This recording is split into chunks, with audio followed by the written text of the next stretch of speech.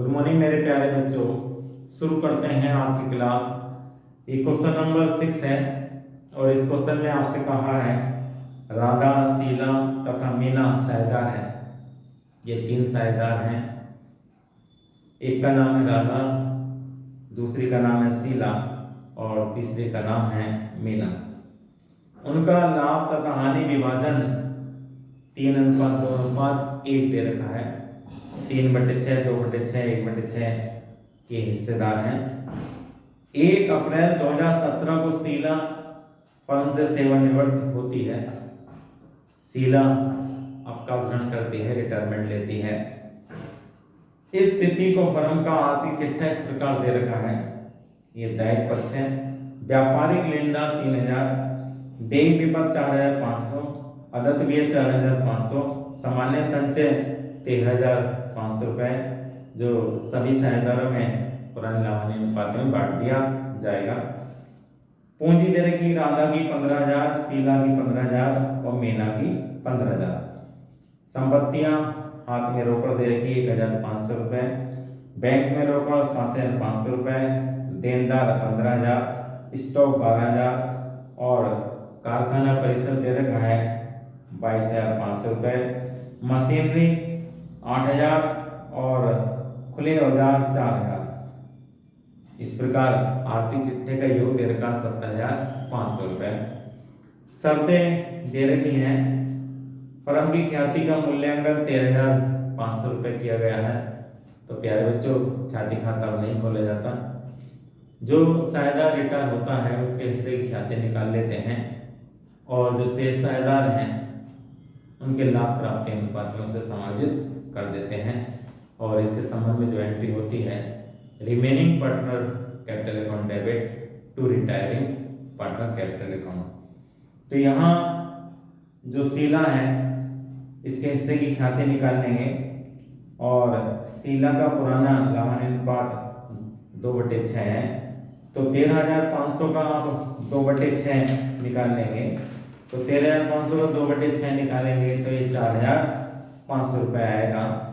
और ये 4,500 को राधा और मीना के लाभ प्राप्ति अनुपात में डेबिट कर दिया जाएगा।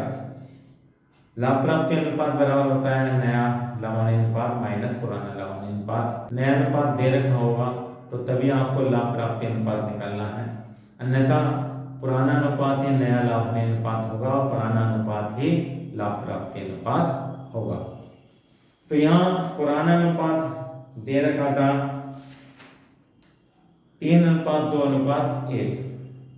इसमें शीला का रिटायरमेंट हो जाता है तो ये उसका हिस्सा 2/6 था, वो हट जाएगा। तो ये अनुपात रह जाएगा 3:1। 3/4 और 1/4 इनका नया लाभांश अनुपात होगा राधा का और मीना का, और यही इनका लाभ प्राप्ति अनुपात भी होगा। तो 4,500 का 3/4 निकालेंगे तो 3,375 आ जाएगा, जो राधा के कैपिटल अकाउंट में डेबिट करेंगे। और मीना के कैपिटल अकाउंट में 4,500 का 1/4 1,125 रुपये डेबिट करेंगे। और इसके संबंध में आप क्या एंट्री करेंगे, Radha capital account debit, Meena capital account debit to Sheela capital account being goodwill amount adjusted. Radha में 3,375 रुपये, मीना में 1,125 रुपये और शीला में 4,500 रुपये। तो इस प्रकार ये ख्याति का समायोजन की एंट्री आपकी हो जाएगी। कैपिटल अकाउंट में इसे पोस्ट कर देंगे। दूसरी शब्द दे रखी है अदत्त व्यय 3,750 रुपए तक कम है। अदत्त व्यय ऊपर दे रखे हैं आउटस्टैंडिंग एक्सपेंसेस 4,500 के 3,750 रुपए तक कम कर रहे हैं। तो जो अंतर है वो कम होगा। और जब कोई दायित्व कम होता है तो लाभ होता है, और लाभ को रिवोल्यूशन अकाउंट के क्रेडिट साइड में दिखाया जाता है। और इसकी क्या एंट्री होती है, liabilities account debit to revaluation account. तो outstanding expenses account debit to revaluation account 750 रुपए, और रिवोल्यूशन अकाउंट में से क्रेडिट में 750 रुपए लिख देंगे। तीसरी कंडीशन दे रखी है, मशीनरी तथा खुले औजारों का मूल्यांकन पुस्तक मूल्य से 10% कम पर होगा। तो जब संपत्तियों का मूल्य कम होता है तो हानि होती है, और हानि की गारंटी होती है revaluation account debit to assets account. तो इसे डेबिट साइड में दिखाएंगे टू मशीनरी और to loose tools account. Fourth point दे रखा है, कारखाना परिसर का मूल्यांकन 24,300 रुपये हुआ। कारखाना परिसर का मूल्य चिट्ठे में दे रखा है 22,500 रुपये, तो 1,800 रुपये से मूल्य में वृद्धि हो गई। और जब संपत्तियों के मूल्य में वृद्धि होती है तो लाभ होता है, और लाभ को रिवोल्यूशन अकाउंट के क्रेडिट साइड में दिखाया जाता है। इसकी एंट्री होगी factory princess account debit to revaluation account 1,800 रुपये। आपसे कहा है पुनर्मूल्यांकन खाता रिवोल्यूशन अकाउंट, साझेदारों के पूंजी खाते पार्टनर्स कैपिटल अकाउंट, और आर्थिक चिट्ठा बनाने के लिए कहा है। सेम क्वेश्चन नंबर 5 की तरह है। तो सबसे पहले रिवोल्यूशन अकाउंट बनाएंगे। इसके डेबिट पक्ष में टू मशीनरी लिखेंगे, मशीन के मूल्य में कमी हुई 10%, 8,000 का 10% 800 रुपये। लूज टूल्स के मूल्य में भी कमी हुई 10%, लूज टूल्स का मूल्य दे रखा 4,000, 4,000 का 10% 400 रुपये। क्रेडिट साइड में बाई आउटस्टैंडिंग एक्सपेंसिव लिखेंगे, आउटस्टैंडिंग एक्सपेंस में कमी हुई 750 रुपये। और बाई फैक्ट्री प्रेमिसेस लिखेंगे, फैक्ट्री प्रेमिसेस के मूल्य में वृद्धि हुई है 1,800 रुपये। इस प्रकार एक क्रेडिट साइड का टोटल 2,550 रुपये है, और डेबिट साइड का टोटल 1,200 रुपये है। और ये घटा देंगे तो ये प्रॉफिट आ जाएगा रिवोल्यूशन का 1,350 रुपये, जो सभी साझेदारों के पुराने लाभ अनुपात में बांट दिया जाएगा। तो profit transfer to capital account Radha में 1,350 का 3/6 675 रुपये, शीला में 1,350 का 2/6 450 रुपये, और मीना में 1,350 का 1/6 225 रुपये। तो प्यारे बच्चों, इस प्रकार ये आपका रिवोल्यूशन अकाउंट बन जाता है। इसके बाद आप पार्टनर्स कैपिटल अकाउंट बनाएंगे। पार्टनर्स कैपिटल अकाउंट में क्रेडिट साइड में सबसे पहले जो चिट्ठे में पूंजी दे रखी है उसको लिखेंगे क्रेडिट साइड में बाय बैलेंस बीडी। राधा में 15,000, शीला में 15,000 और मीना में 15,000। आर्थिक चिट्ठे में 13,500 रुपये का सामान्य संचय दिखा रखा है। ये सामान्य संचय सभी साझेदारों में पुराने लाभ अनुपात में बांट दिया जाएगा। तो बाय जनरल रिजर्व लिखेंगे, और ये 13,500 को हम 3/6 2/6 और 1/6 में बांट देंगे। तो इस प्रकार बाई जनरल रिजर्व 6,750, शीला में 4,500 और मीना में 2,250 रुपये। ये 13,500 को जो पुराना लाभ अनुपात दे रखा है 3/6 2/6 और 1/6 में इसको बांट दिया।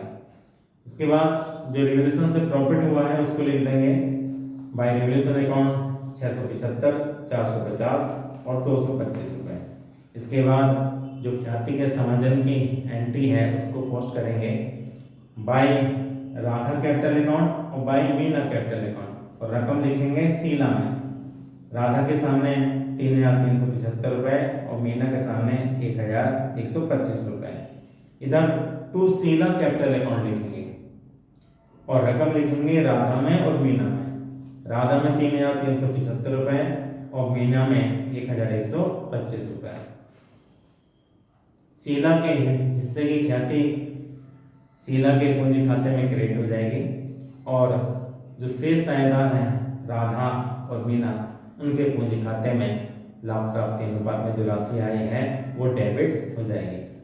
और इसकी एंट्री आपने क्या की है, Radha capital account debit, Meena capital account debit to Sheela capital account. इसलिए इसको by Radha capital by Meena capital और टू शीला कैपिटल आपने लिखा है। इसके बाद जो शीला है उसका टोटल करेंगे क्योंकि इसका रिटायरमेंट हो रहा है। सबसे पहले इसी का हिसाब किताब करेंगे, और इसके पूंजी खाते का जो टोटल है 24,450 रुपये। डेबिट में कोई राशि नहीं है तो ये इसका 24,450 रुपये शीला के लोन अकाउंट में हस्तांतरित कर दिया जाएगा।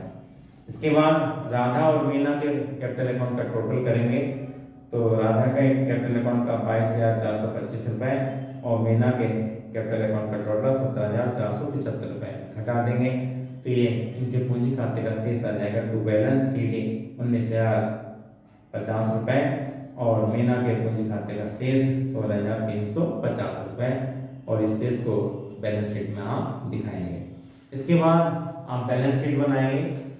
बैलेंस शीट पुरानी बैलेंस शीट को ध्यान में रखेंगे और जो चेंजेस हुए हैं उनको ध्यान में रखेंगे।